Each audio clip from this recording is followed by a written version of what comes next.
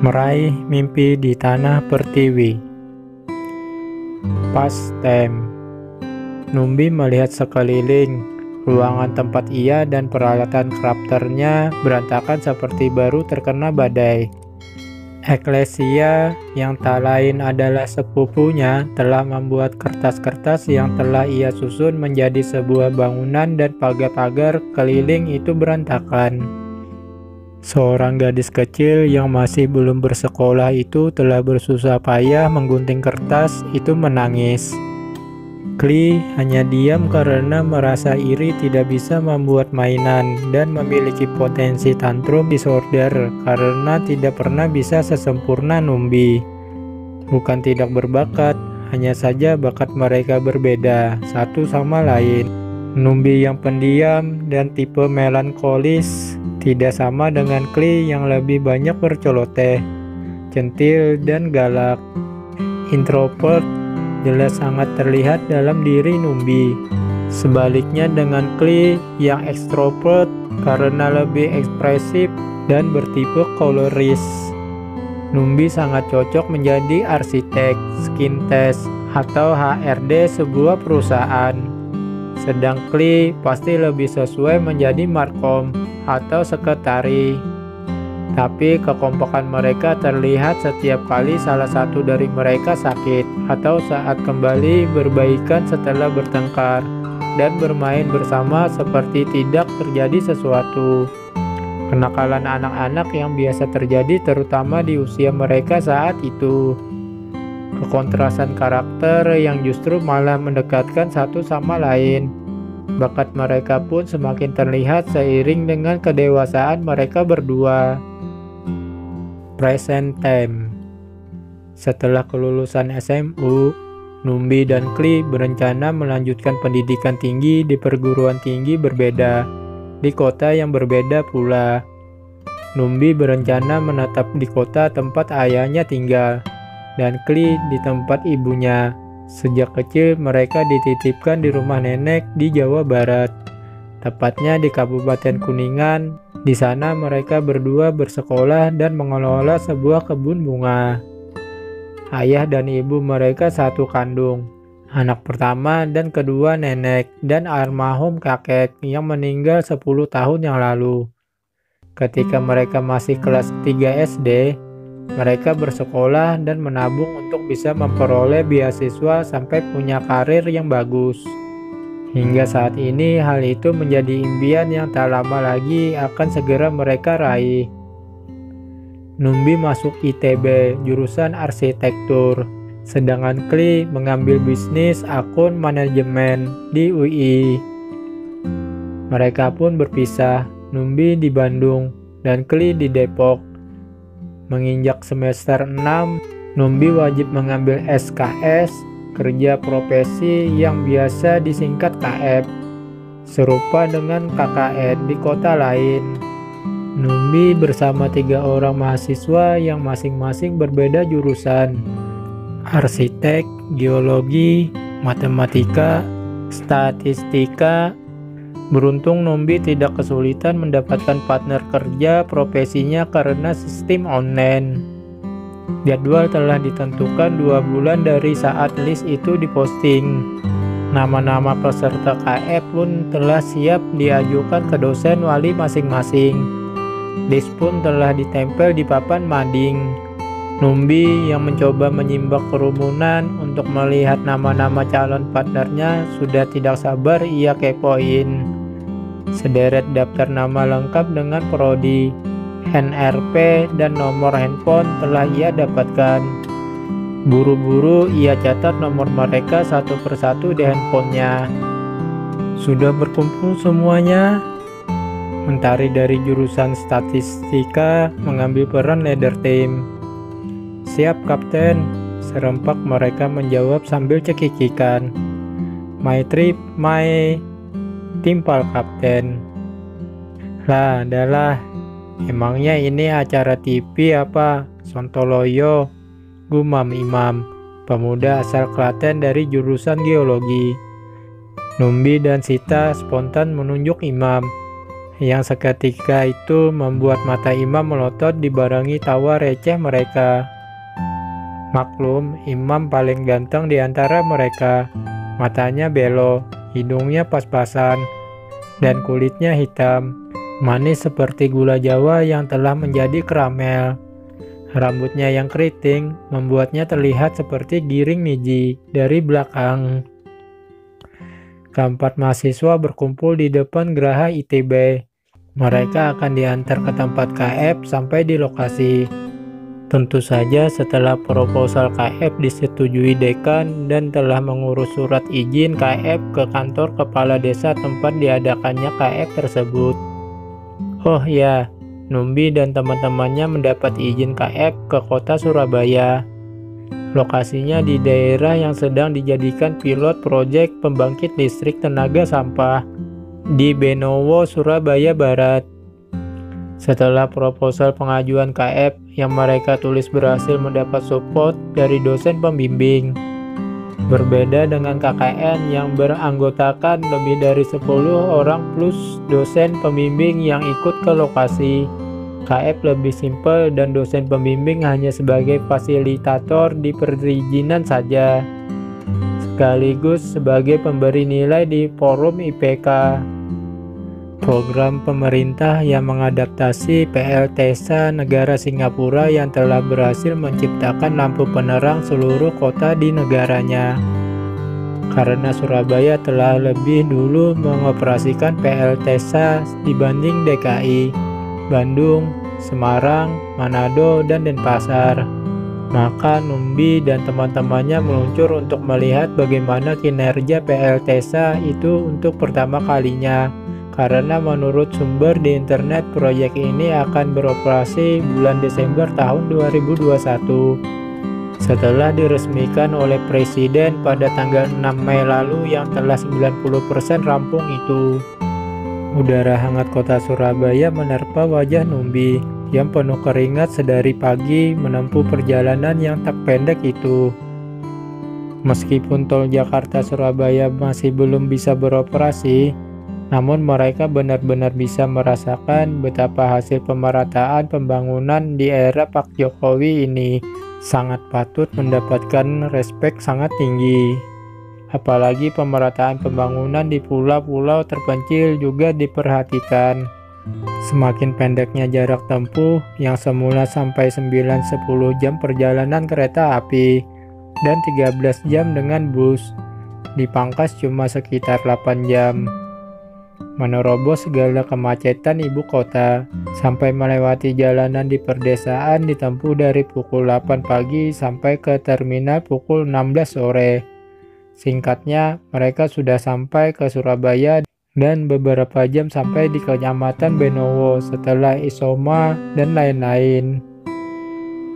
Masya Allah, cik ngene to tebake kuto pahlawan kue.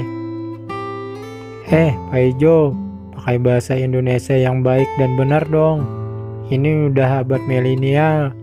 Kalau kamu nggak bisa pakai bahasa, kujitak kepala kau. Protes Sita yang sedikit berdarah Batak Ambon. Udah, yuk sekarang kita berberes, keburu maghrib guys. Sela Numbi. Berkat didikan nenek yang cukup ketat tentang waktu sholat, membuat Numbi yang sangat disiplin mengatur waktu. Karena itu sepakat teman-temannya menjulukinya Miss On Time. Dan karena itu pula lah Numbi ditugaskan di bagian scheduler. Iya, Miss Good Time, ejek Mentari anak tentara Kopaska yang ayahnya masih bertugas di perbatasan Papua Nugini. Dia memang asli orang Bandung, kulitnya putih, persis Aura Kasih tapi lebih pendekan. Numbi memang selektif memilih area tempat penelitian. Dia juga yang mengusulkan ide PLTSA itu. Dan dia sebenarnya dipilih jadi leader team. Tapi Numbi kurang tertarik karena memang lebih pendiam. Jadi dia memilih jadi tim penyemangat bersama yang lain. Kerja dimulai esok hari, saat mereka sudah prepare dan siap menerima pengalaman baru di tempat KF daerah Benowo. Sesampainya di lokasi, mereka disambut oleh Pak Ahmad, sang operator mesin yang telah dihubungi sebelumnya. Pak Ahmad kemudian menerangkan sistem kerja mesin PLTSA pada Numbi dan teman-temannya, yaitu Mentari, Imam, dan Sita yang telah siap menerima ilmu dari beliau. Setelah seminggu, makalah selesai dibuat. Dari hari pertama sampai hari kelima, mereka membuat resume dari sistem pengolahan sampah dan secepatnya bisa beroperasi di Surabaya dan sekitarnya, seperti PLT Surya yang telah sukses dioperasikan Pemkop Surabaya yang berlokasi di daerah Wonorejo, Surabaya. Kerja mereka cepat dan disiplin, mengatur waktu sehingga Pak Ahmad senang dengan kinerja mereka. Tidak terlalu banyak bergurau, meskipun Imam seringkali menjadi korban kekejaman para Charles Angel KW itu. Pak Ahmad menyatakan testimoninya dan direkam dalam video KF mereka. Tak lupa nama beliau juga dicantumkan dalam laporan KF. Setelah pulang dari KF di Surabaya, mereka jadi sering ketemuan, sekedar nongkrong di kafe atau jalan ke mall dekat kampus. Tapi kemudian mereka dikejutkan oleh video wali kota Surabaya yang sedang viral di aplikasi WhatsApp. Ia mengatakan akan terjadi tsunami di Jawa Timur berskala 8 skala Richter. Mereka pun mencoba untuk menghubungi comment center. Untungnya itu hanya sebuah ramalan atau perkiraan saja. Lega hati mereka mendengar penjelasan dari dinas terkait. Musibah yang mereka cemaskan sempat membuat mereka teringat akan tsunami yang terjadi di Aceh tahun 2004 itu, di mana setelah negara kita bersiap menampaki kemakmuran dan kebangkitan dalam perekonomian, menjadi sedikit surut karena ketakutan akan bencana yang bisa saja terjadi di daerah lain, mengingat Indonesia adalah negara yang berada di atas pertemuan dua lempeng Eurasia dan Indo-Australia, sebuah lempeng tektonik yang memungkinkan tsunami terjadi di sepanjang pulau Sumatera dan Jawa, yang pastinya berdampak besar bagi keamanan satu negara. Sampai suatu ketika berita yang sangat mengejutkan disiarkan serentak melalui televisi, surat kabar, dan media non-visual lainnya. Berita yang tentunya tidak pernah terbayangkan oleh Numbi yang saat ini tengah mempersiapkan keberangkatannya ke sebuah daerah rawan bencana di sebelah timur Pulau Jawa. Setelah merampungkan skripsinya dan telah merayakan wisudanya bersama ketiga sahabat lainnya. Tak lupa Numbi membagi kebahagiaannya dengan saudara dan orang tua yang telah membesarkannya. Welcome to real life. Kli yang telah lebih dulu lulus dan sedang magang di sebuah perusahaan swasta yang bergerak di bidang event memberinya pelukan dan ucapan untuk saudaranya itu. Numbi pun menangis penuh haru karena tak lama lagi mereka akan berpisah dalam waktu yang lama. Numbi tak pernah menyangka pertemuan keempat sahabat berbeda suku, adat dan budaya yang dipertemukan lewat sebuah tugas kelompok di kampus itu adalah pertemuan dan candaan terakhir mereka sore itu. Karena sesuatu terjadi seminggu kemudian, bahkan mereka pun tidak sempat bertemu ataupun mengucap perpisahan. Futur. Numbi menyimbak korden warna biru di balik jendela yang menghadap pantai. Semilir angin pantai yang menerpa kulit keriput dan rambut yang sudah memutih yang sedang menatap hamparan laut di pesisir pantai Lombok. Tatapannya penuh damai, seperti mengisyaratkan akan keinginannya pergi ke suatu tempat nan jauh di seberang lautan. Tapi tangan keriput nenek berusia 89 tahun itu seakan berpasrah dengan hanya tinggal di sebuah rumah kayu berukuran 5x7 meter. Rumah sederhana penuh damai seperti dalam mimpinya. Lombok adalah kota pilihannya, kota 1000 masjid. Meskipun pernah terkena gempa tsunami kala itu, tapi saat ini disinilah tempat yang paling tenang buatnya. Suara debur ombak dan angin mengingatkannya pada suara alam yang memanggilnya kala itu, saat dia bertugas menyelamatkan penduduk yang masih selamat karena bencana tsunami yang mengambil nyawa orang-orang yang dicintainya. nenek, Kli, dan semua keluarganya. Yang tersisa hanya dia dan ayahnya yang sudah meninggal 10 tahun yang lalu. Sekarang tinggallah ia sendiri di rumah pantai, ditemani beberapa kucing peliharaannya. Tsunami itu ternyata tidak hanya terjadi di Jawa Timur, namun seluruh pulau Jawa, persis seperti ramalan yang ada di sebuah channel YouTube. Meskipun begitu, pemerintah telah banyak berusaha dengan membentuk posko penyelamatan dan merekrut sukarelawan dari semua organisasi yang bergerak di bidang penanggulangan bencana alam. Saat itulah Numbi memastikan ayahnya selamat dengan mengajaknya meninggalkan Pulau Jawa dan ikut ke Lombok. Sedangkan Kli dan ibunya tak selamat. Begitu juga nenek yang memilih tinggal di kota tempat kelahiran dan juga menjadi tempatnya menutup mata. Numbi sempat menikah dengan pria Bali keturunan Australia yang berprofesi sebagai analis di perusahaan. Namun mereka bercerai karena belum dikaruniai anak. Yang tersisa hanya ayah tercinta yang ia rawat sampai hari terakhirnya. Di sampingnya terpasang sebuah foto dalam frame yang sedikit pudar dan mulai buram. Terlihat wajah-wajah manis 4 sahabat yang saat itu memegang bendera merah putih yang mereka pegang berurutan. Imam berada di samping kiri Sita, Numbi dan Mentari di sebelah kanan. Baju dan jaket khusus Hiking serba hijau army melekat di tubuh mereka.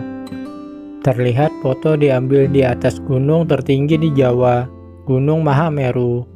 Di sana tradisi setiap momen upacara pengibaran bendera merah putih diadakan. Mereka bersama ratusan pendaki mulai melakukan upacara dengan sakral, seperti menjadi foto terakhir yang sangat berarti bagi Numbi.